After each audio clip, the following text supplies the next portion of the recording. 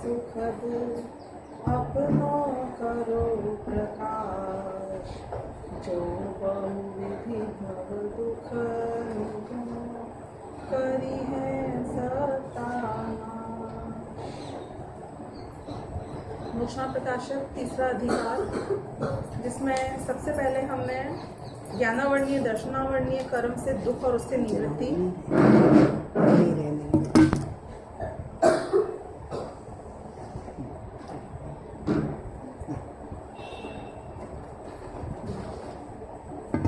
फिर उसके बाद मोहनीय कर्म, जिसमें कि दर्शन मोहनीय कर्म, और फिर उसके बाद चारित्र मोहनीय कर्म, इसकी हमारी चर्चा चली थी।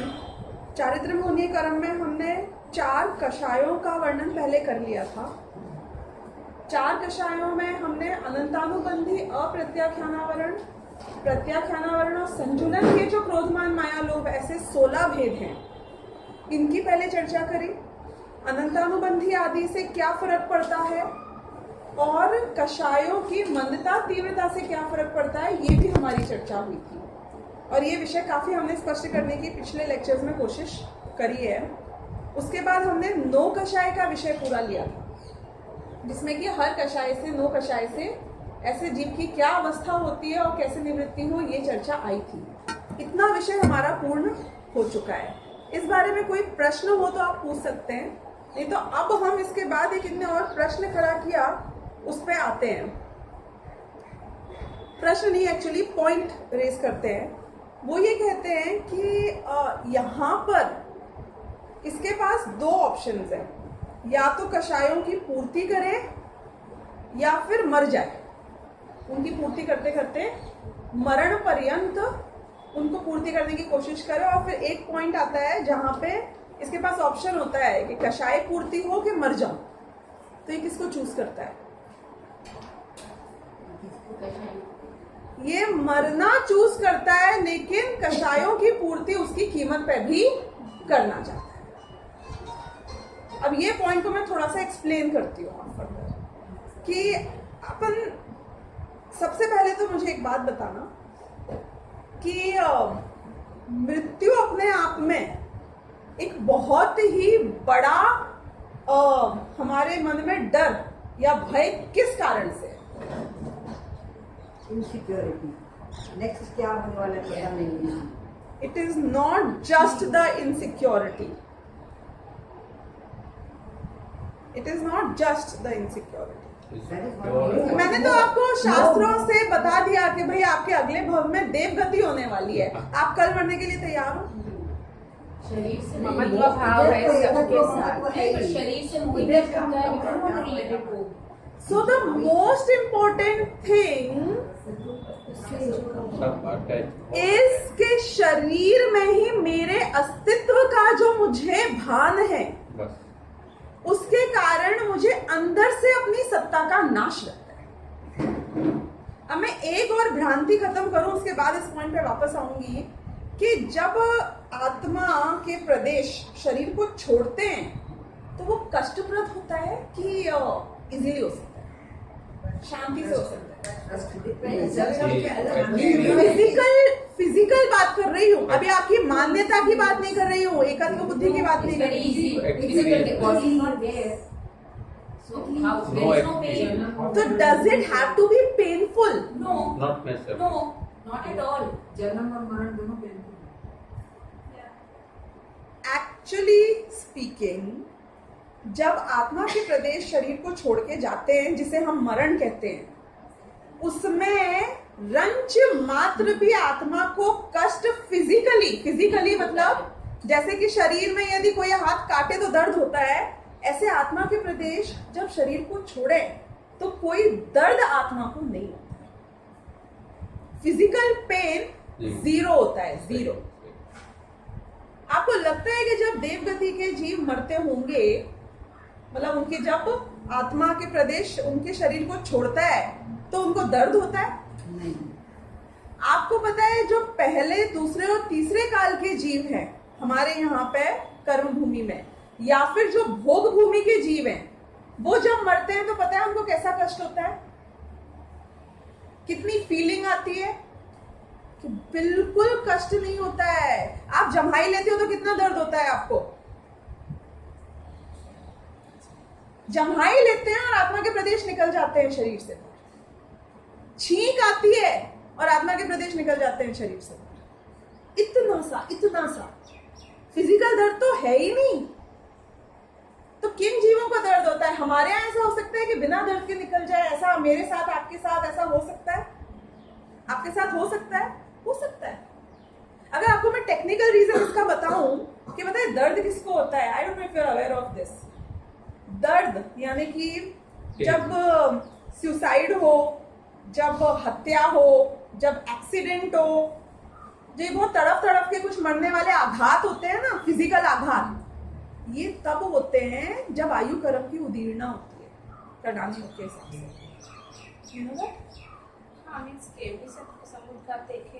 केवली समुद्घात तो अलग है, अभी उनकी बात करी नहीं रही, और उसमें ना ही कोई कष्ट वाली, और वो तो आउट ऑफ स्कोप है। उसमें होती है उदीर्णा, उसमें आयु कर्म की उदीर्णा नहीं होती है। उसमें आयु कर्म की जितना तो रहता है केवली, बाकी के कर्मों की स्थिति ज्यादा होती है, उनकी उदीर्णा होती है। मेरी बात चल रही है आयु कर्म की उदीर्णा की, सो इसलिए वो कंप्लीटली आउट ऑफ स्कोप है।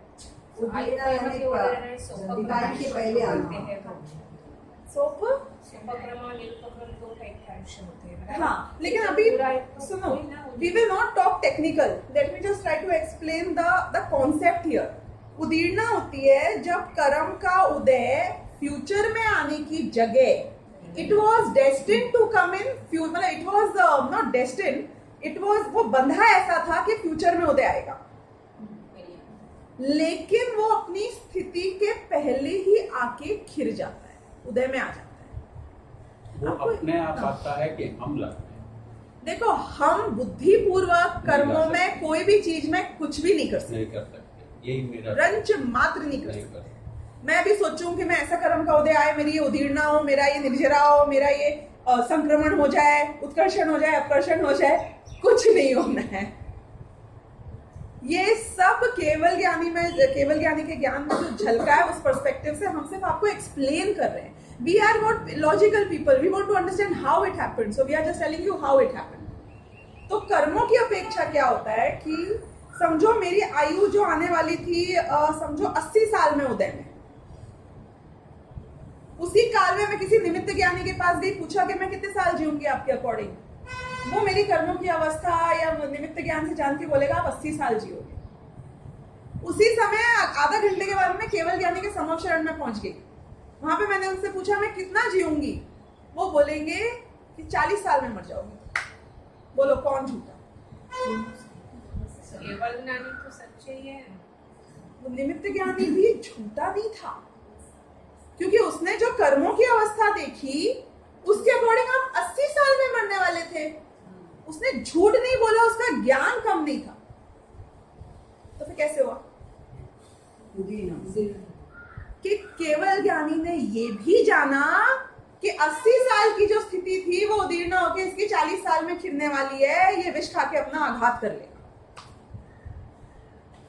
उदीर्ण मतलब समझ लो ना, कर्म को पहले ही आके ना, वो आप बताइए, ये अगर पहले से अगर बंद, वो सब अपने परिणामों से होता है। हाँ, पहले से अगर आयु बंद है तो फिर कैसे हो? केवल ज्ञानी के ज्ञान में तो पहले ही आ गया। मैंने ये बात पहले भी पता नहीं कौन कौन से फोरम्स में बताई है कि जो भी कर्म मैं बांधता हूँ, ये हमारे अभी भी आई थी लास्ट टाइम, जो भी कर्म मैं बांधता हूँ वो कर्म मेरी सत्ता में पड़े रहते हैं। अब मैं जो नए परिणाम प्रति समय करता हूँ उससे दो काम होते हैं, एक तो नया कर्म बनता है और नया पुराना क्षय होता है। नहीं, पुराने का स्टेटस रिकैलिबर हो जाता है, कई बार मोस्टली होता है। समझो, मतलब पुराने का स्टेटस रिकैलिबर मतलब यानी कि कम वैसे हो जाता है। या तो मैंने अभी बहुत तीव्र क्रोध परिणाम किया, इस वक्त बहुत तिल मिला गई, दिमाग खराब, तीव्र कषाय में, समझ रही हो ना, एकदम तीव्रता वाला, तो इस वक्त तो मैंने नया पाप बांधा, और पुराना जो मैंने पुण्य बांधा हुआ था उन सब की शक्ति को मैंने और हीन कर दिया, पुण्य की शक्ति को, यानी कि पुण्य का अपकर्षण कर दिया। ज्यादा तीव्र परिणाम हो तो पुण्य को कन्वर्ट करके पाप में भी बदल सकता हूँ, पुराना जो बैठा हुआ है उसमें। आप समझ रहे हो क्या बात कर रहे हैं हम? मेरा नया परिणाम मेरे पुराने कर्मों को कंप्लीटली चेंज कर सकता है। अब एज नॉट अ रूल, लेकिन पश्चाताप क्यों किया जाता है बताओ? प्रायश्चित की विधि है हमारे यहाँ, क्यों है मुझे बताओ? हल्का मतलब कि जब सच्ची में प्रायश्चित होता है, not like a formality, not like physically, not in शब्द। मैं प्रायश्चित का मतलब अंदर से बात कर रही हूँ, राइट? जब आप एक्चुअली में रियलाइज करते हो कि ये तो बहुत गलत हुआ, ऐसा नहीं करना चाहिए, तो वो जो शुभ परिणाम की तीव्रता है, उससे जो तुमने पहले पाप किया था और उससे जो कर्म बंध किया था, उसका अपकर्षण हो सकता है। पाप का अपकर्षण मतलब पाप कम हो सकता है, या उसका अनुभाग कम हो सकता है, या उसकी स्थिति कम हो सकती है। ज्यादा तीव्र शुभ परिणाम हो जाए तो वो पाप कन्वर्ट होके पुण्य में, कौन सा पाप? जो सत्ता में पड़ा हुआ है वो पाप कन्वर्ट होके पुण्य में हो सकता है। What is the power of your current bhav? Did you ever realize? Look at the power of your future bhav that you are going to have. मतलब तुम पुराने किए हुए अगर अपने एक पाप के उदय को याद कर करके आज रोते हो, तो पता है आप क्या कर रहे हो? तुमने अनुभाग X बांधा था पाप का, वो तुमने और बढ़ा दिया। आपको पता नहीं है मेरी सास ने मेरे साथ कितने अनर्थ किए हैं, सारी मेरी ज्वेलरी ले ली मुझसे आपके साथ। पाप का उदय तब तो था, तब तूने परिणाम बिगाड़े थे। आज जो तू याद कर रहा है ना, उससे भविष्य में जो तेरी ज्वेलरी भी होगी ना, वो भी चली जाएगी। देखना, मतलब समझ लो ना कैसे समझाने की कोशिश कर रही हूँ। जो बांधा था पाप, वो और ज्यादा बढ़ा रहे हो तुम। पुराना वाला सत्ता में पड़ा हुआ भी, वो पहले कम उदय में आने वाला था। तुम्हारा एक हीरे का नेकलेस चोरी होने वाला था, अब तुम्हारे 6 चोरी होंगे। पाप बांध दिया तुमने और बढ़ा दिया। किसका अनर्थ किया?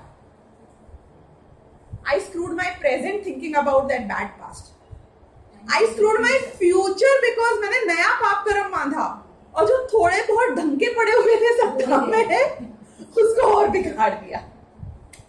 आपने मुझसे पूछा था कि ये उदीर्णा किसके कारण होती है? हमारे भावों के कारण। एक प्रश्न हो रहा है कि केवली ने अनंत जीवों की आगे की तो बता दी कि ये होगा, ये होगा, ये होगा। अब वो अगर आके करके कुछ चेंज तो वो कर नहीं सकते, क्योंकि केवल के ज्ञान में आ गया। ये हमारी मान्यता है, हकीकत क्या है वो अलग बात है, लेकिन ये हमारी मान्यता है कि केवली ने अगर बता दिया कि आगे ये करेगा और अब ये उसका अंतिम ये है, तो उसके बीच के पीरियड में वो तो कुछ करता है तो भी उसका कोई फल नहीं हो सकता। सोच के करता है तो उसके परिणाम को फर्क तो पड़ता नहीं। बीच में आप जो सोचते हो और आप जो करते हो वो भी झलक जाता है। वो ही झलकता है, इसलिए केवल के अलावा और कोई नहीं बता सकता। कहने का मतलब यही नहीं, जो कोई अवधि ज्ञानी भी हो, जो एक सर्टेन फ्यूचर जान सकता है, तो उसको भी जो ज्ञान में झलक जाता है। सपोज देवगति का कोई अवधि ज्ञानी हो, वो अगले 40 साल का जान सकता है। फॉर एग्जाम्पल, उसको भी दिख जाएगा कि ये 40 साल में मरने वाला है। देखिए, इसमें ऐसा है कि उसकी लिमिटेशन तो है ही। हाँ, वो तो एस्ट्रोलॉजर की भी लिमिटेशन है, जैसे उसकी लिमिटेशन है, केवली की तो लिमिटेशन नहीं। बिल्कुल सही। तो मैं यही कह रहा हूँ, केवली ने बता दिया, उसमें फर्क नहीं हो सकता। केवल केवली के अलावा और कोई नहीं बता सकता। नहीं, मैं ये कह रही हूँ कि अगर कोई भविष्य ज्ञानी भी, जैसे कि अवधि ज्ञानी जो स्पष्ट, जैसे आज आप प्रेजेंट में मुझे देख रहे हो ना, इससे ज्यादा स्पष्ट अवधि ज्ञानी फ्यूचर जो भी उनकी लिमिट हो, उस लिमिट में उतना ही स्पष्ट जानता है। तो वो उसकी लिमिट है, फिर भी लिमिट है। लेकिन मेरे को तो बात अभी 4 दिन बाद की करनी है। फॉर एग्जाम्पल, वो 4 दिन बाद तो एस्ट्रोलॉजर उस लिमिट में सुनना, अवधि ज्ञान इंद्रियों से नहीं होता है, मन से नहीं होता है, डायरेक्ट आत्मा से होता है।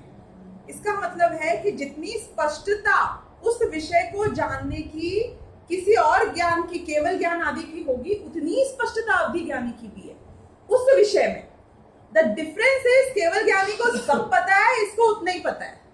जैसे फॉर एग्जाम्पल कि यदि आपके जैसा या कोई और करोड़पति आदमी घर में होम थिएटर बनाकर और फुल ऑन करके जो म्यूजिक सुनता है और उसका जो कर्ण इंद्रिय का विषय की पूर्ति करके आनंद लेता है, यदि कोई भिखारी एक कॉन्सर्ट के बाहर पहुंच जाए और वहां पे भी उतने ही बड़े म्यूजिक सिस्टम के साथ म्यूजिक चल रहा है, तो कर्ण इंद्रिय का आनंद तो दोनों को सेम ही है ना।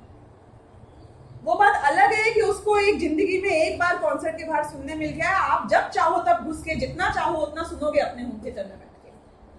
क्वांटिटी की बात छोड़ दो, उस पर्टिकुलर विषय का जो ज्ञान है वो तो डायरेक्ट स्पष्ट है ना, पूर्ण रूप से स्पष्ट है उस विषय का ज्ञान, उस अवधि ज्ञानी।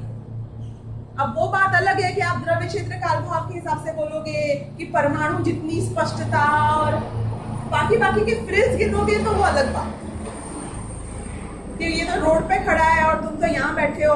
अभी हम उसकी बात नहीं कर रहे हैं, एक पर्टिकुलर इंद्रिय विषय की बात कर रहे हैं। तो वैसे अवधि ज्ञानी के ज्ञान में उस विषय की स्पष्टता में कोई कमी नहीं। हाँ, पर उसकी लिमिटेशन, उसकी पीरियड की लिमिट। पर मैं तो विद इन लिमिट की बात कर रही हूँ ना। अभी समझो 40 साल में मरने वाला है तो इसको भी 40 साल का ज्ञान है, केवल ज्ञानी को अनंत काल का ज्ञान है, पर 40 साल तो इसकी लिमिट में आ गया ना, इसको पता है 40 साल का। बोलना ये है कि जैसे कि एक, हाँ मैंने उदाहरण सुना था, पढ़ा था कि समझो इस दीवार से लेके उस दीवार तक, हाँ मैंने बताया भी है इसी दीवार पर, समझो एक आदमी के बचपन से लेके मृत्यु तक की फोटो बनी हुई है, एक एक सीन बना हुआ है, खचित है। वो नहीं होती मूवी की रोल में एक एक सीन एक एक खचित है, तो वो चीज बदलेगी नहीं। उसको जानने वाले बदल सकते हैं, उसके बारे में कहने वाले बदल सकते हैं, जिसने कहा उसके कारण वो ऐसा नहीं है, वो ऐसा है इसलिए ऐसा कहा जाता है। कोई क्रिटिक ने लिख दिया ये मूवी तो ट्रेजेडी है, लास्ट में हीरो हीरोइन सब मर जाएंगे, सब बुरा होने वाला है, तो उस क्रिटिक को पत्थर मार। उसने कह दिया इसलिए मूवी में सब मरने वाले हैं, कैसा नहीं है। केवल ज्ञानी ने बोल दिया इसलिए होगा, ऐसा नहीं है, ऐसा होगा और केवल ज्ञानी ने जान लिया। अब जो जान ले उसको, केवल ज्ञानी के अलावा जो जाने उसका ज्ञान बराबर, हमें तो कोई प्रॉब्लम ही नहीं है।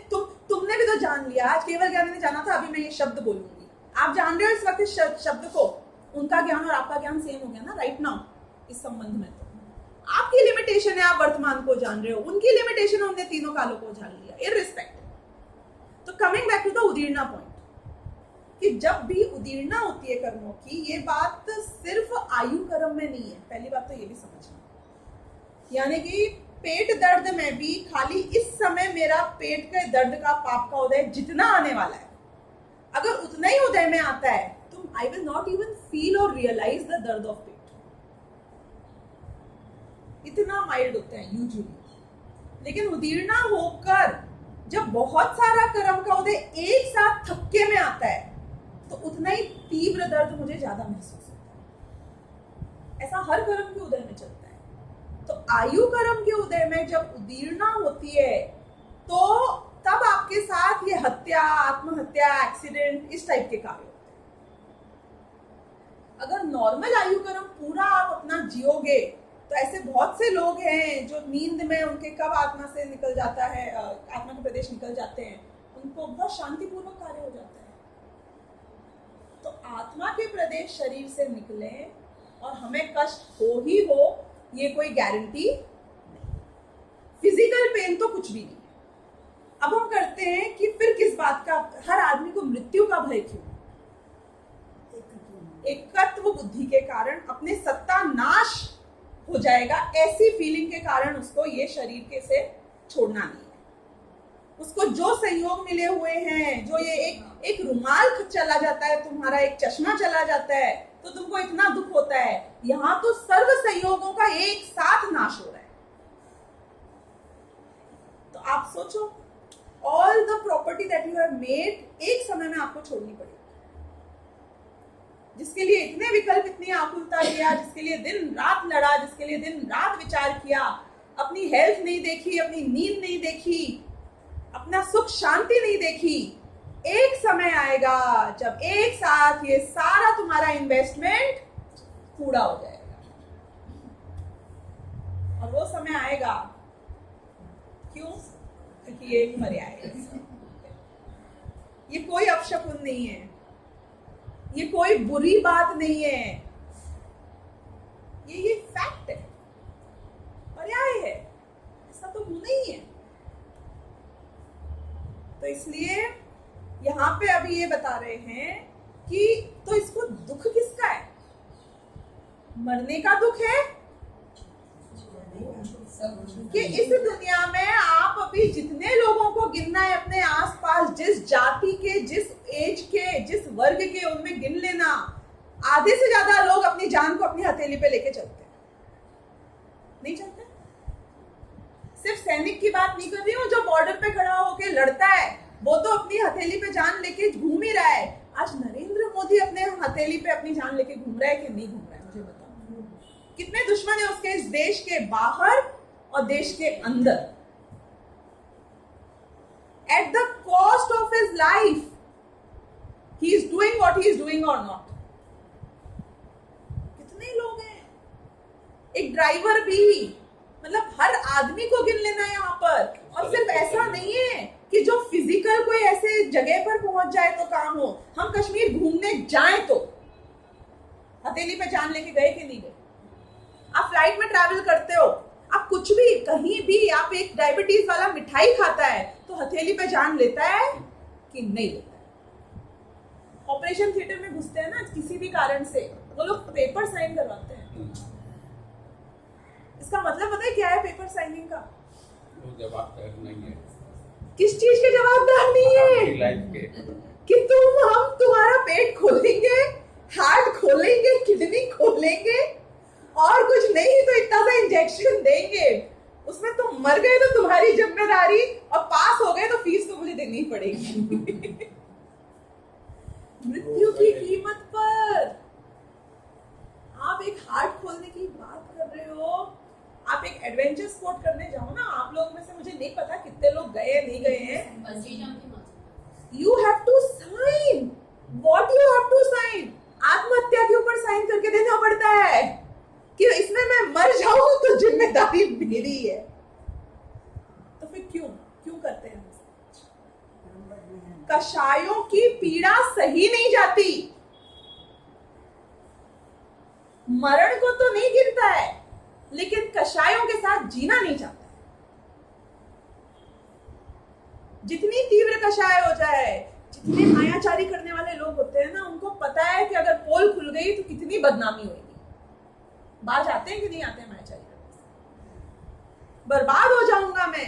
एक बात बताना, जितने लोग फ्रॉड करते हैं ये बैंकों में, इंस्टीट्यूशंस में, बिजनेसेस में, यदि पोल खुल जाएगी तो कितना अनिष्ट होएगा? इसमें किसी को शक है? फिर क्यों करते हो बताओ?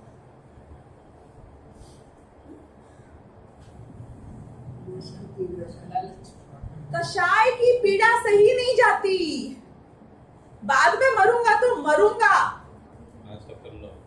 शायद बच जाऊं, अभी I can't stop my self. और तो और बताऊं, जितनी लड़कियों ने छुप छुप से के लड़कों से मिलने गई हैं आज तक उस उम्र में, आजकल तो फिर उम्र का भरोसा नहीं है, कभी भी कोई छुप छुप के कुछ भी कर सकता है। पोल खुलने का डर है कि नहीं है? बदनामी का डर है कि नहीं है? कषायों की पीड़ा सही नहीं जाती। इसके बारे में सोचना है, सोचो। आपको पता है कि मैं इनकी बुराई इनसे कर रही हूं बैठकर, इनको पता चलेगा तो क्या होगा? तो फिर क्यों कर रहे हो बुराई? कषायों की पीड़ा सही नहीं। इसका मतलब ये है कि सच्ची में जो हमें पीड़ा है वो सिर्फ और सिर्फ, मैं जो ये सिर्फ और सिर्फ बोल रही हूँ ना, ये लिटरली बोल रही हूँ, सिर्फ कषायों की ही पीड़ा संसार में है। अच्छा, अब आप मुझे बताओ कि किसको टेंशन ज्यादा है, नरेंद्र मोदी को या आपकी बिल्डिंग के वॉचमैन?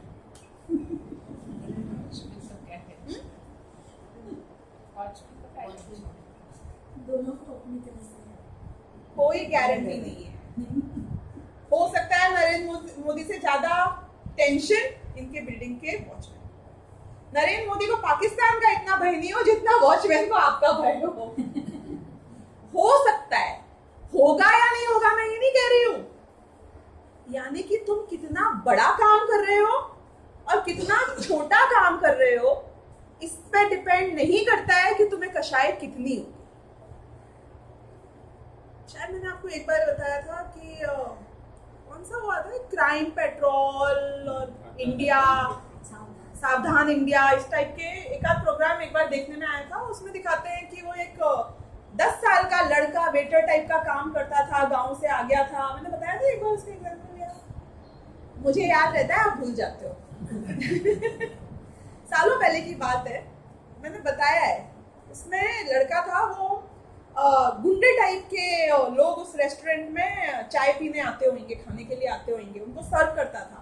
तो एक बार उसको बहुत शौक चढ़ा, बहुत हाई लेवल का, कि मैं एक नई शर्ट खरीदूं अपने लिए। ही नेवर वोर अ न्यू शर्ट, क्योंकि उसके पास इतने पैसे नहीं होते थे, उसको सिर्फ खाना मिलता था उस रेस्टोरेंट में काम करने के लिए, रहना और खाना फ्री था, दैट्स इट। 10 साल का बच्चा, लड़का। तो उसने 100 रुपए उन गुंडों से उधार लिए कि मैं अपने सेठ से बात करके बोनस के लिए दिवाली का पैसा लूंगा और आपको लौटा दूंगा, मुझे एक नई शर्ट खरीदनी। 100 रुपए खाली 4 गुंडों से उधार लिए, 25 रुपए एवरेज के हिसाब से समझो। और ये बात अभी 2-4 साल पहले की है, मतलब वो इन्फ्लेशन वगैरह गिन के आप 20-50 साल पहले की मत समझना। वो लड़के ने शर्ट खरीदी, खूब उचका, खूब खुश हुआ, कूद लिया। दिवाली आई, उसके बॉस ने उसको पैसा देने से इनकार कर दिया। तो उसने उन गुंडों को बोला कि मैं तुमको वापस नहीं दे पाऊंगा ये 100 रुपए, क्योंकि मुझे नहीं मिला है और मेरे को तो पैसे मिलते ही नहीं है कहीं से भी। तो उन 4 गुंडों ने बाथरूम में ले जाके उसकी हत्या कर, मर गया। अब वो गुंडे टाइप के आदमी के लिए 100 रुपए भी कोई बड़ी चीज नहीं थी। 100 रुपए अपने आप में भी कोई बड़ी चीज नहीं होती है, भले ही उस बच्चे के लिए होती होगी। 100 रुपीज, वो सावधान इंडिया या जो भी टाइप था, क्राइम पेट्रोल, उसमें आया था कि 10 साल के भोले बच्चे की हत्या, जो इतना सेवा करता था उन 4 गुंडों की, वो जब भी आते थे सर्व करता था, पूछता था, बताता था। उन चारों ने वही शराब पी के उसमें होके, साले हमारा पैसा खाएगा, हम दुनिया का खाते हैं, तू हमारा खाएगा, उठा के उसकी हत्या। अब मुझे बताओ कि कषाय की तीव्रता तब होती है जब हजारों करोड़ों के घोटाले होते हैं, या कषायों की तीव्रता को 100 रुपए से लेना देना नहीं है। 100 रुपीज से फर्क नहीं पड़ रहा, आप समझ लो मेरी बात। वॉचमैन हो के प्रधानमंत्री हो, इससे कोई लेना देना नहीं है। हिटलर के बराबर कषाय और किसी और जीव की, जो सामान्य यहाँ पे दिख रहा है आपको सब्जी वाला, उसकी हो सकती है कि हो सकती है।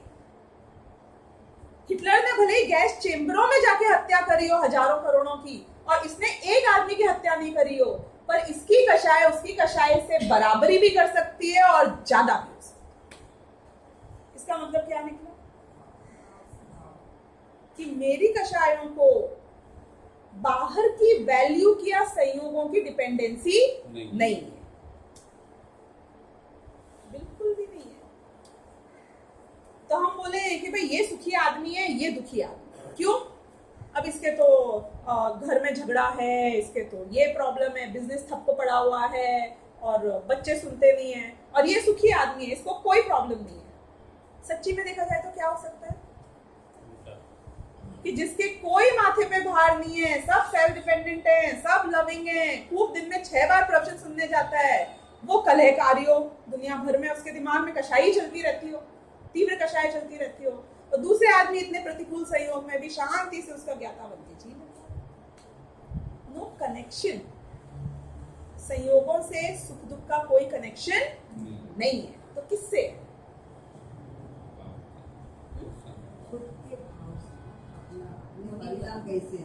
कषायों से, कषायों के परिणाम। अब मैंने आपको एक बहुत $1 मिलियन बात बताई है। इससे हमारे सारे जो पुरुषार्थ है वो क्या ठीक करने में लगे हुए हैं? संयोग। और प्रॉब्लम मुझे किससे है? संयोग से नहीं है प्रॉब्लम, कषाय से। अब मुझे बताओ कि हमारे सारे एफर्ट्स यदि संयोगों पे डिपेंडेंट सच्ची में होते, मेरा सुख दुख संयोगों पे डिपेंडेंट होता, तो आई वॉज अ फेलियर। क्यों? क्योंकि संयोग तो पराधीन है। I don't want to keep my stake in somebody else's hand. कम होएगा तो चलेगा, अपना घर का होना चाहिए, नहीं बराबर? इंडिपेंडेंट होना बेटर है, भले ही थोड़ा सा कम हो, कि बेटर होना बेटर है। चाहे किसी भी कीमत पे हो। आपके पास एक 55 इंच का होगा टीवी, आप इस पे टीवी देखना पसंद करोगे या पड़ोस वाले बंगले में उनके पास में इतनी बड़ी स्क्रीन है उनके घर जाके देखना पसंद है? उनका बेटर है। हाँ? क्यों? क्योंकि वहां मैं डिपेंडेंट हूं, हिसाब लगा के जाना पड़ेगा, समय देख के जाना पड़ेगा। संयोगों पे मेरा सुख डिपेंडेंट होता तो बहुत बड़ी प्रॉब्लम थी। कर्मों की पूजा करो, पर पदार्थ की पूजा करो, दुनिया भर की सेवा करो तो जाके संयोग बैठ पाने हैं। हमने आपकी सारी प्रॉब्लम सॉल्व कर दी। हमने बोला कि तेरे सुख को संयोग से लेना देना है ही नहीं। इनफैक्ट जो संयोग के अधीन दृष्टि है उसके कारण से मेरा दुख है। तो फिर कुछ भी संयोग, चाहे नरक पहुंच जाऊं अगले भव में, डजंट मैटर। चाहे कुभोग भूमि में डाल देना, जहां जहां भेजना है कर्मों को, जिसके हिसाब से जो बैठा हो कहीं पहुंचा देना, डजंट मैटर। क्यों? क्योंकि कषाय तो मेरे हाथ में। हम लोग ऐसे मानते हैं कि संयोग के ऊपर हमारे कषाय डिपेंड होते हैं। बिल्कुल, जबकि दोनों डिस्कनेक्टेड है 100%। हम मानते नहीं है, यही मिथ्या दृष्टि है। लेकिन फैक्ट तो बताऊं, इससे इसको हमसे सुख मिलेगा, इससे दुख मिलेगा, वो जो हमारी मान्यता संयोग पे ही हमारी मान्यता टिकी। बिल्कुल बिल्कुल बिल्कुल बिल्कुल। एक गुरुदेव का वाक्य अभी पढ़ने में आया, मित्राल विज्ञान जो मासिक पत्रिका निकलती है ना जयपुर से, उसमें पढ़ रही थी तो आया कि ठीक है, कहने को ये कह देते हैं कि नरक में सम्यक दृष्टि सुखी और देव गति में भी मिथ्या दृष्टि दुखी।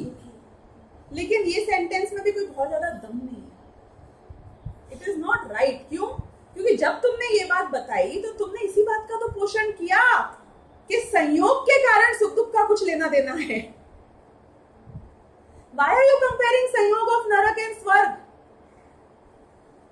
सम्यक दृष्टि अपने स्वयं के मान्यता के कारण सुखी और मिथ्या दृष्टि अपनी मान्यता के कारण दुखी। जैसे ही तुमने संयोगों की बात करी नरक के और स्वर्ग के, तुमने संयोगों को थोड़ा तो क्रेडिट दे दिया। तो संयोग के प्रति दृष्टि होनी ही नहीं चाहिए, इररिस्पेक्टिव। तो मेरे सारे प्रियजन मुझसे छिन जाएं, सारे अनुकूल संयोग छिन जाएं, तो क्या मैं दुखी हूं? होना चाहिए कि जो मिराज बनते हैं वो अपने सारे प्रियजनों अनुकूल संयोगों को छोड़ के ही तो बनते हैं, कहां दुखी है। इसलिए ऐसा कुछ संयोग से और प्रियजन से सुख दुख का लेना देना नहीं है। तो where do you have to work hard? What should be the area of पुरुषार्थ? Only कषाय। और आपने क्या बोला? कम करना। अब कषायों को पहले हम मान तो लें पहले, इस पॉइंट तक तो आए, क्योंकि ये जो मानना मैं स्ट्रेस कर रही हूँ ना, ये कषाय कम मान्यता सही होने के बिना नहीं।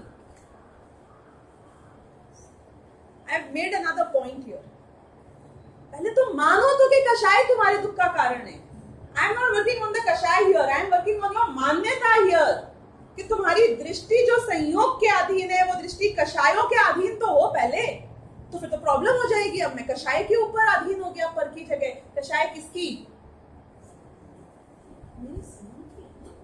क्या वो कम हो सकती है कि तू उसको कम करने जाएगा तो कम नहीं होगी, लेकिन अगर तू उस कषाय को दुख का कारण मानेगा तो वो कषाय कम हो जाएगी।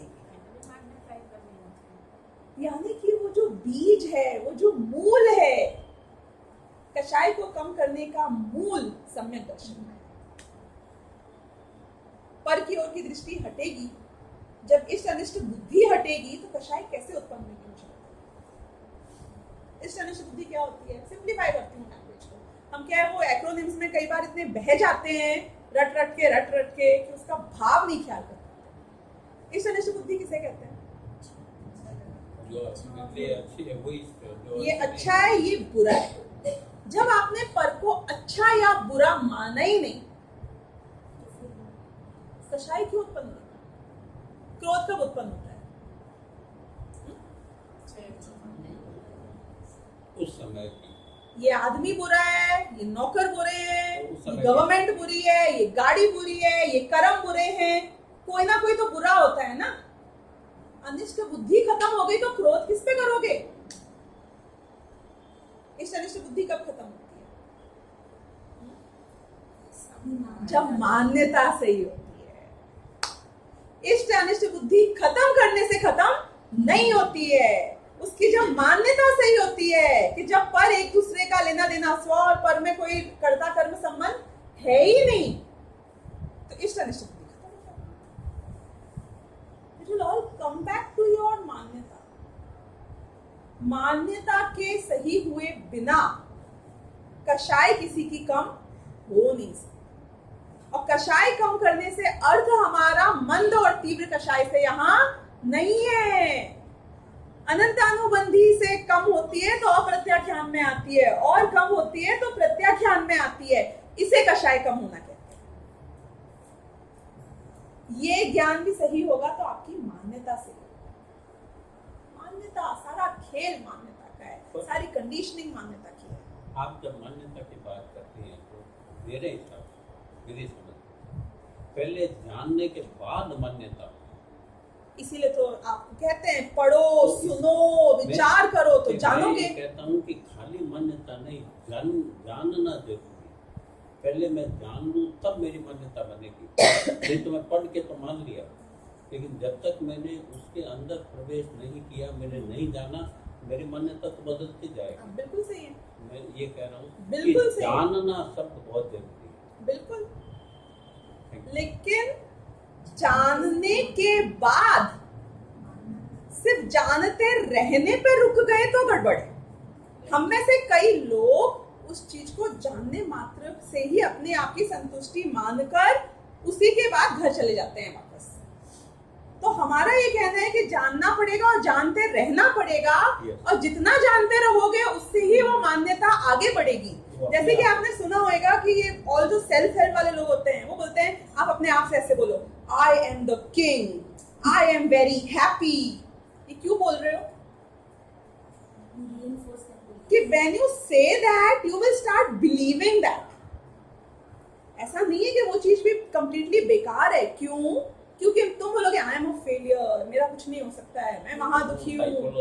Psychology, but this entire thing is psychology. What's wrong?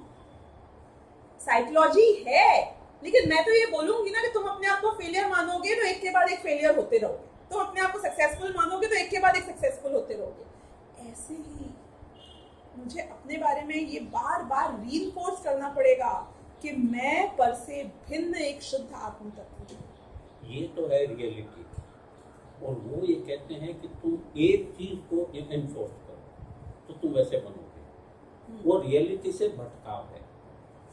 एक डिप्रेशन में ले जा सकता है और एक आपको हाई ले जा सकता है, दोनों के बीच में एक है, वो है रियलिटी। समयसार की एक गाथा आती है जिसमें कि ये आता है, नंबर मुझे अभी ध्यान नहीं है, उसमें आत्मख्याति टीका में ये आता है ध्यान का एक उदाहरण, जिसमें कि वो बोलते हैं कि एक आदमी यदि अपने आप को ऐसा इमेजिन करे कि वो बहुत ऐसे गगनचुंबी सींगों वाला भैंसा है।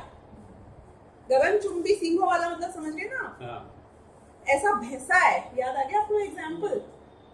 तो यदि वो ऐसा अपने आप को ऐसा ही मानता रहेगा, ऐसा विचार करेगा, रीइंफोर्स करेगा, तो उसकी गर्दन अकड़ के कारण मर जाएगा, पर गर्दन नहीं हिला। ये ध्यान की महिमा है। ध्यान की महिमा मतलब आप समझ रहे हो? तुम अपने आप को गधा मान लो तो तुम सच्ची में ढेचू ढेचू करने लग जाओगे। ये ध्यान की महिमा है। तो जो चीज निहाल कर सकती है वही चीज सर काट भी सकती है। जो न्यूक्लियर पावर से एनर्जी क्रिएट हो सकती है वो न्यूक्लियर विनाश कर सकती है। ये ध्यान जो नाम की वस्तु है वो मुझे भैंसा बना सकती है और वो मुझे भगवान बना सकती है। तो गलत नहीं है ये। मैं जो विचार कर रहा हूँ, जो रीइंफोर्स कर रहा हूँ, जैसा सोच रहा हूँ, जैसा मान रहा हूँ, मेरा व्यक्तित्व मेरी उस मान्यता के कारण है। मेरा व्यक्तित्व जो है वो नहीं है, उस मान्यता के कारण है। मैं अपनी अगर 8, 10, 15 साल की फोटो देखती हूँ, इवन 20, 25 साल की, आई वॉज लाइक लकड़ी की तरह पतली थी मैं। अभी मैं जो भी देखती हूँ फोटो, पर you know I grew up always thinking can fat. अब बोलो, मैं थी वो मैं मानती हूँ कि मैं जैसा मानती थी वैसा फील करती थी, वैसे ही जी मैं तो। आज मैं कोई भी फोटो देखती हूँ, everybody like you were like this, I was like this. At 8 I felt I am fat. अब आप मुझे बताओ मेरी मान्यता का और फैट का क्या लेना देना हुआ? What was the connection? What was the connection? मैंने भोगा किसको? मोटापे को भोगा कि पतलेपन को भोगा? पर मैं तो पतली थी। फैट से लेना देना ही नहीं है। Fat is immaterial. मैं भैंसा हूं कि नहीं हूं इससे फर्क नहीं पड़ता है। मैं अपने आप को भैंसा मानती हूं तो I will start acting like a भैंस। That is more important. मैं अभी पर्याय में भगवान बनी नहीं हूं, लेकिन यदि मान्यता में पर के प्रति भेद विज्ञान बुद्धि आ गई तो दीनता की बुद्धि चली जाए। लेकिन तुमसे बड़े, ऊंचे, मोर टैलेंटेड, मोर क्वालिफाइड तो बहुत है, होने तो। मैं मानती क्या हूं? डिपेंड इस पे करता है। मैं भोगूंगी वो जो मैं मानती हूं। मैं अपने आप को गरीब मानूं कि नहीं मानूं? बताओ, किस पे डिपेंड करेगा ये?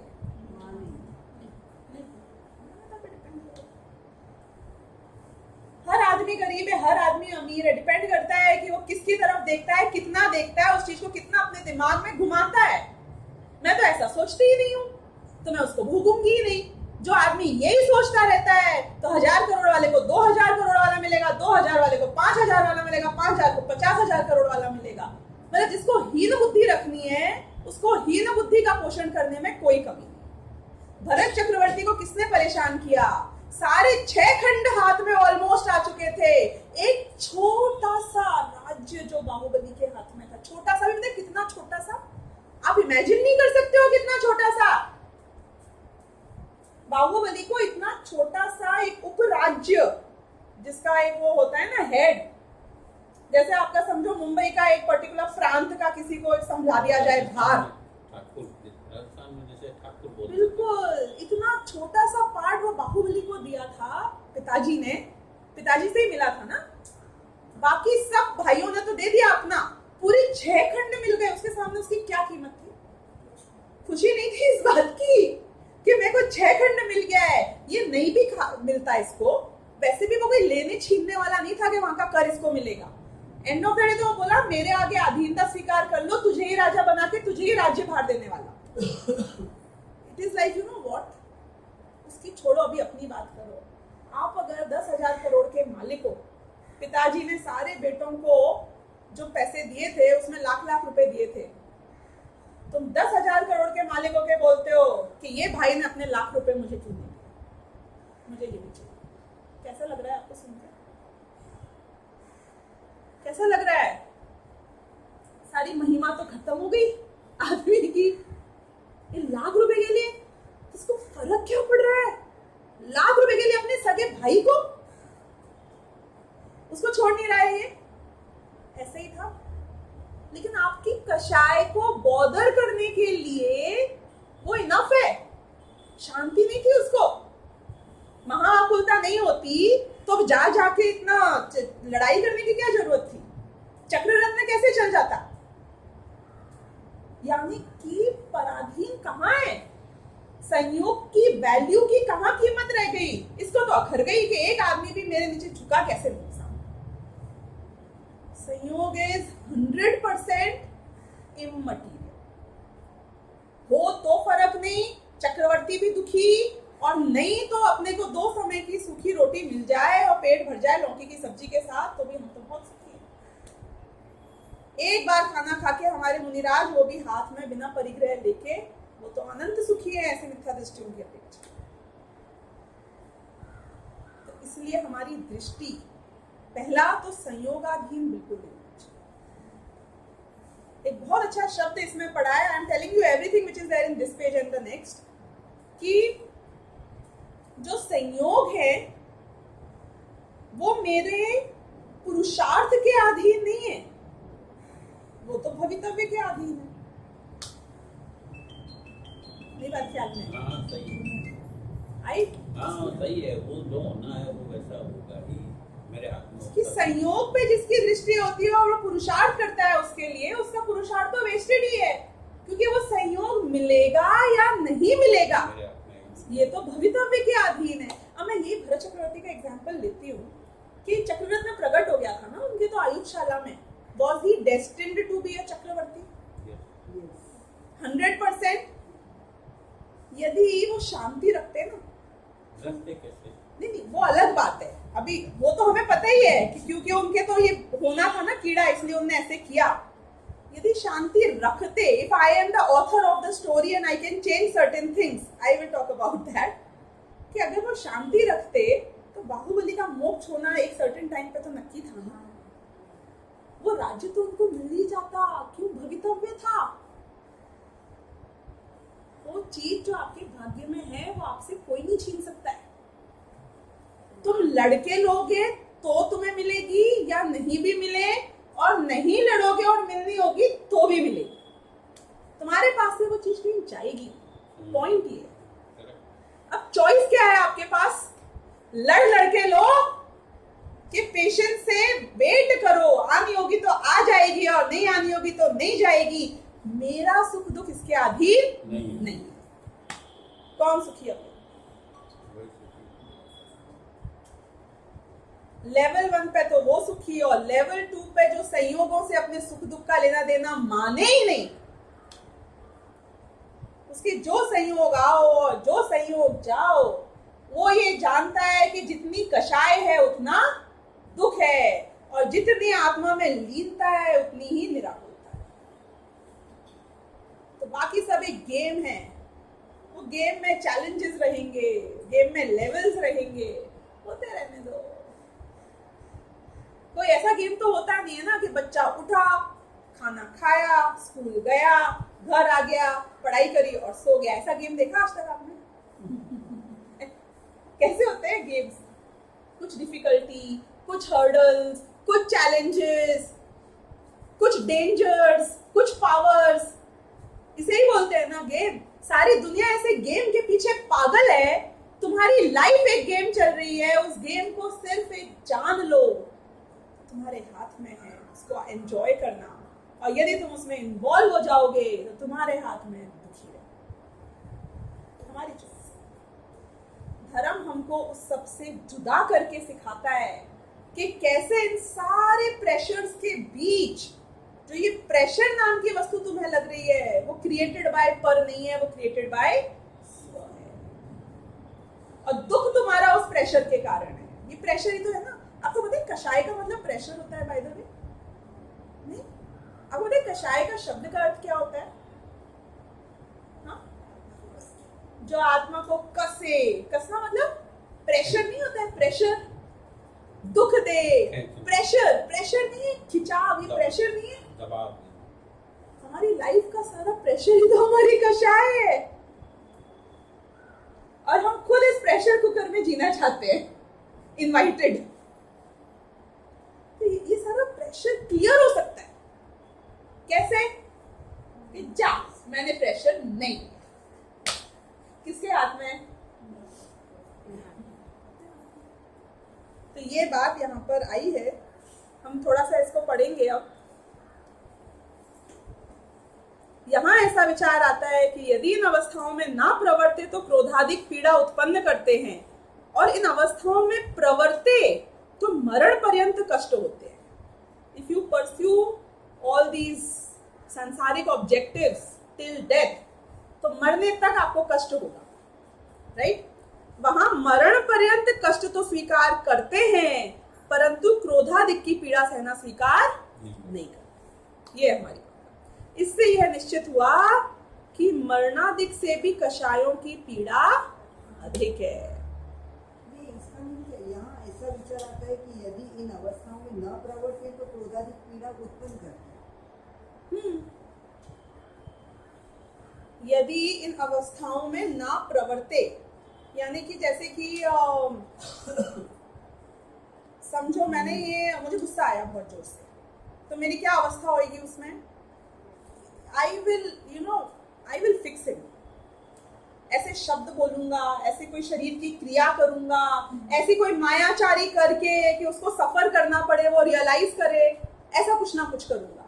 तो जब क्रोधाधिक आता है तो मैं कैसी अवस्था रूप परिणमन करता हूँ कि ये क्रोध रूप, विचार रूप, रात में बैठ के स्ट्रेटेजाइज करूंगा, कैसे इसको दुख पहुंचा सकता हूँ, कैसे I will teach him a lesson, ये सब चलता रहेगा ना, इन अवस्था रूप परिणमित होगा, राइट? अब ये अवस्था रूप परिणमित तो समझो आपके तत्व ज्ञान ने बोला मत हो, it is not right, right? तू तो खुद ही दुखी होएगा ना, इतना जलेगा अंदर से, तो मत हो। तो क्यों क्यों क्यों तू इतना सोचेगा ना, मर जाएगा, तेरा ब्लड प्रेशर हाई है, अभी तेरा यहीं पे ही हार्ट फेल हो जाएगा, पर मैं शांत नहीं बैठ सकती। हाथ पे हाथ रखे कैसे बैठ सकता हूँ? ऐसा अन्याय कैसे सह सकता हूँ? अन्याय करने वाले से अन्याय सहने वाला बड़ा दोषी होता है। I will go and fix it. बार बार वो गलत काम करेगा, मैं गलत चीज का ट्रेंड चालू नहीं करना चाहता हूँ। I will go and fix it. You will find all reasons in the world to still प्रवर्तो इन योर कषाय, टू जस्टिफाई द कषाय। क्यों? कि नहीं तू मर जाएगा बेवकूफ इसमें, लेकिन तो क्या करूं? I just can't stop my anger. आप समझ रहे हो मेरी बात? मैं कैसे, मैं बस यहाँ उबलता रहूं बैठ के और वो आराम से मजे करता रहे, ऐसा कैसे हो सकता है? ये क्रोध कषाय में अवस्था होता है। ऐसे मान में, माया में, लोभ में, लोभ की अवस्था देख लो आप। मैं आपसे बोलूं कि ऐसा है कि ये आपके बिल्डिंग बनाने का काम है ना, आप मत करो। क्यों? ये गुंडे उंडे टाइप के लोगों से पाला पड़ता है, किसी का सिर चकरा गया, एक आध दिन उठा के आपके मनुष्य भाव से हाथ धोना पड़े, फायदा नहीं है, तो आप क्या बोलोगे?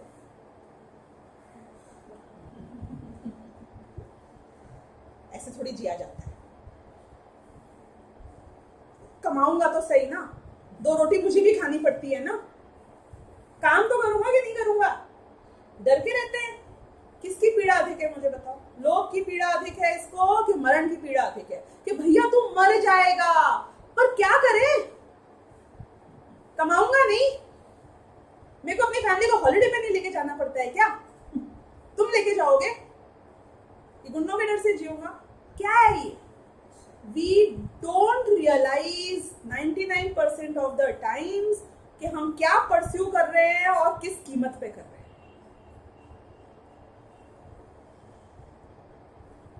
इतने से लोगों को चिन स्ट्रेट करनी होती है। आप लोग नहीं हो उसमें से, मैं उदाहरण दे रही हूँ। इतना सा मेरा ये अंक का नंबर चला जाए, अंधा हो जाऊं मैं उसमें, वो चलेगा। उदाहरण दे रही हूँ मैं कोई भी चीज में, कि कोई भी ऐसी कितनी अनइम्पोर्टेंट चीज है। मुझे एक बात ये बताओ कि आपका चिन स्ट्रेट हो जाए, कि आपके रिंकल्स कम हो जाए, कि ये सर्जरी के वो इधर का फैट कम कराऊं कि वो कराऊं, मर जाएगा तो इसको स्वीकार है। प्रोसेस में हानि हो जाए इसको स्वीकार है, एसिडिटी हो जाए इसको चलेगा, इसको 50 प्रॉब्लम शारीरिक क्रिएट हो जाए सब चलेगा, लोगों को लकवा मार जाता है प्रोसेस में, चलेगा एट एनी कॉस्ट। कषाय की पूर्ति करूंगा मैं तो बैठ के। तो ये इसको पीड़ा कषाय के अनुसार प्रवर्तने की पीड़ा कम लगती है, सॉरी मरने की पीड़ा कम लगती है, पर कषाय के अनुसार प्रवर्तन उसकी कीमत पे भी करना। ये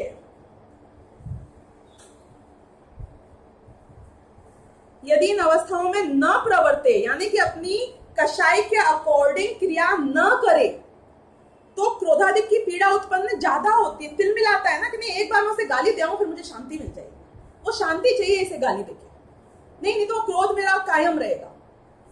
इसलिए इन अवस्थाओं में प्रवर्ते तो मरण पर्यंत और कष्ट होते हैं, कि तू उसको गाली देके आ जाएगा, वो जाके कल को तेरे चेहरे पे एसिड फेंक देगा, चलेगा? तब की तब देखी जाएगी। मतलब मैं तो अपनी एक बार निपट आऊं, मेरी तो एक बार उबाल निकल जाए। तो आपको थोड़ी टाइम तो पूरा होने वाला है, एक सेंसिटिव बात भी बताऊं कि अपने जो बहुत नियर एंड डियर, मतलब हस्बैंड वाइफ, बच्चे, माँ बाप, एकदम ऐसे फर्स्ट सर्कल वाले रिलेटिव्स की बात करूं, अपने को कई बार उनकी कई चीजों में टोकने का बहुत तीव्र विकल्प आता है, which we know will not go down well, right? We know it will not go down well with them, तो हम चुप रहते हैं कि हम फिर भी टोके या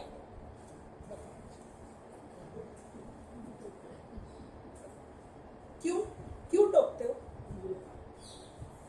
क्योंकि वो नहीं टोकने की पीड़ा आपको अधिक लगती है, उसके बाद जो झगड़ा होएगा वो तब के जब निपटूंगा, देखिए बोल के थोड़ा जो होगा देखा जाएगा। मैं तो बोलूंगा, ऐसे कैसे चुप रह जाऊंगा? मैं ही क्यों हमेशा चुप रहूं कि उसके बाद और झगड़ा होएगा, तुम्हारा आज का दिन शुरू होएगा, रात झगड़ा होएगा, पूरा वीक खत्म होएगा। देखेंगे जबकि जब देखेंगे, अभी मैं शांत नहीं बैठ सकती। How can I sit quietly? मेरे मन में कैसे रखूं भाव को? आप समझते नहीं हो, मैं मन में भाव रखूंगा, मेरे को रात में नींद नहीं आएगी, रात में यही घूमता रहेगा। प्रॉब्लम किसकी है? अच्छा, वो अगर चुप बैठ ही जाएगा तो बीवी आके बोलेगी आप चुप क्यों बैठो, आप जाके कुछ करो। एग्जैक्टली, एक्चुअली मतलब again this is the next sensitive issue in the world, but क्या है, वुमेन को घर पे रह जाए ना तो इतनी बड़ी प्रॉब्लम नहीं होती है, क्योंकि वो क्या है 50% घर वैसे भी मैनेज करती रहती है, they have enough things to manage in the house. Man एक बार रिटायर हो जाता है जब ऑफिस से, बहुत बड़ी प्रॉब्लम, क्योंकि वो घर तो मैनेज करने वाला नहीं है आने के बाद। मतलब he is not going to manage the maid, और he is not going to wash the dusting नहीं करेगा, कपड़े नहीं धोएगा। कितने ही करोड़पति हो, मैनेज तो हमको ही करना पड़ता है ना सर्वेंट्स को, हस्बैंड तो नहीं करेगा ना घर आने के बाद। क्यों? क्योंकि he is been the MD and the CEO of such a big company. तो तुम उससे ये एक्सपेक्ट करोगे क्या? घर में आके ये करेगा तो क्या करेगा? he might do nothing he might choose to do nothing, but he will, कितनी रिक्वायरमेंट हो घर में, वो कुछ नहीं करेगा, थाली तो वहीं पे वैसे ही आनी चाहिए, राइट?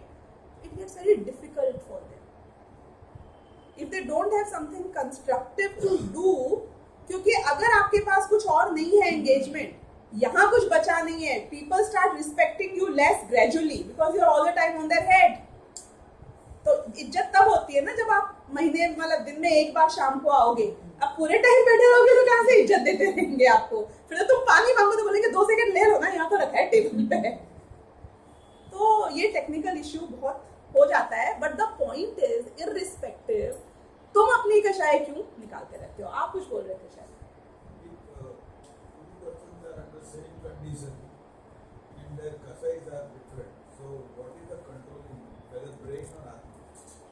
देखो, ब्रेन अपने आप में कोई वस्तु नहीं है, जैसे कि एक आपकी चक्षु इंद्रिय है, एक नासिका इंद्रिय है, ऐसे ही मन नाम की या ब्रेन नाम की जो वस्तु अपने शरीर का एक अंग है, वो हमारे जो शुद्ध ज्ञान रूपी विकल्प है उसको बाहर निकलने के लिए माध्यम।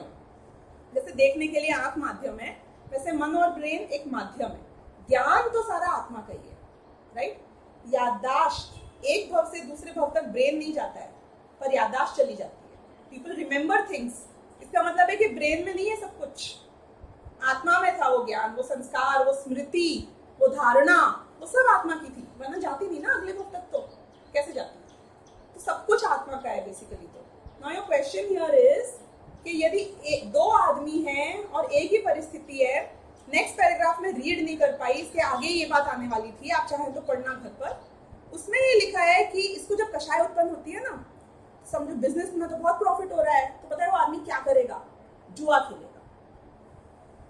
नॉर्मली तो सब अच्छा है, पर ये क्रिएट करेगा अपने लिए प्रॉब्लम। कैसे? कि जुआ खेलेगा, वहां हारेगा, फिर क्रोध करेगा, मान करेगा।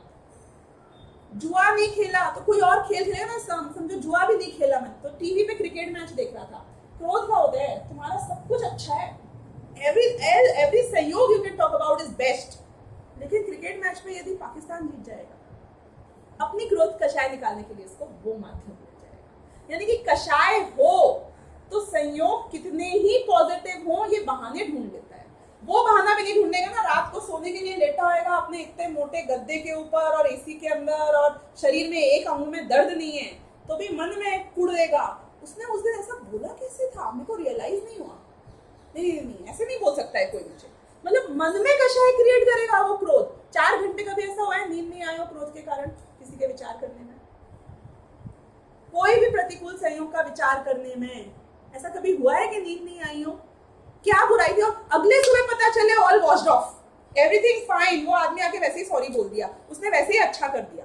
ये फ्यूटाइल जो क्रोध और कषाय और विकल्प उत्पन्न किए, ये मेरे अंतरंग की कैपेबिलिटी से हुए, संयोग के कारण नहीं हुए। यानी कि जब इसको कषाय उत्पन्न होती है तो ये कषाय करता है, चाहे चौकीदार हो चाहे प्रधानमंत्री हो, ये कषाय करेगा। He will find reasons to fight, he will find reasons to मान कषाय की पूर्ति, हर चीज का रीजन ढूंढ लेगा। रीजन के अधीन मेरी कषाय नहीं है, कषाय के अधीन रीजन, ये यहाँ पे बताया जाता है। So I hope I have answered your question. संयोग doesn't matter। दो आदमी की इसलिए अलग कषाय है क्योंकि उनकी योग्यता कषाय होने की थी, वैसे इसलिए ऐसा हो रहा है। आज हम कर सकते हो ना, नहीं तो फिर हम ये क्यों कर रहे होते हैं, यहाँ पे चर्चा ही क्यों कर रहे हैं फिर कषाय कंट्रोल में। सहजानंदी शुद्ध स्वरूपी अविनाशी आत्मस्वरूप, सहजानंदी शुद्ध स्वरूपी अविनाशी आत्मस्वरूप, सहजानंदी शुद्ध स्वरूपी अविनाशी आत्मस्वरूप, सहजानंदी शुद्ध स्वरूप अविनाशी आत्मस्वरूप, सहजानंदी शुद्ध स्वरूप अविनाशी आत्मस्वरूप, सहजानंदी शुद्ध स्वरूप अविनाशी आत्मस्वरूप, सहजानंदी शुद्ध स्वरूप अविनाशी आत्मस्वरूप, सहजानंदी शुद्ध स्वरूप अविनाशी आत्मस्वरूप, सहजानंदी शुद्ध स्वरूप अविनाशी आत्मस्वरूप।